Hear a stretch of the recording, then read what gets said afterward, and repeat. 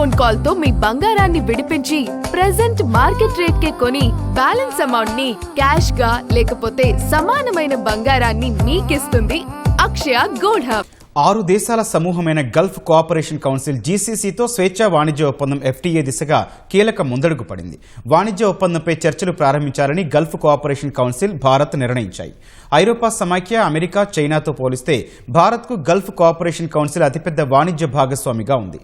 ఫలితంగా జీసీసీతో స్వేచ్ఛా వాణిజ్య ఒప్పందం కుదిరితే భారత్కు భారీ ప్రయోజనాలు దక్కనున్నాయి.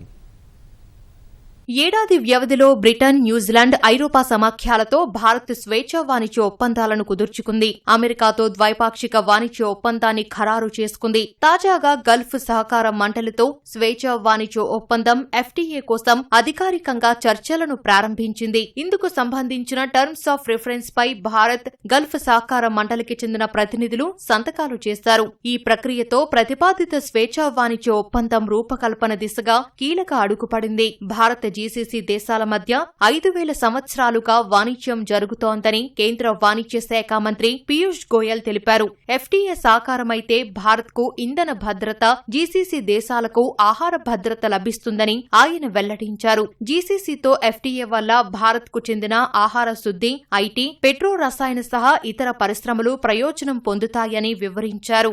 భారత్, జీసీసీ దేశాల మధ్య స్వేచ్ఛా వాణిజ్య ఒప్పందం ప్రపంచ శ్రేయస్సుకు ఒక శక్తిమంతమైన సాధనంలా మారుతుందని విశ్వాసం వ్యక్తం చేశారు.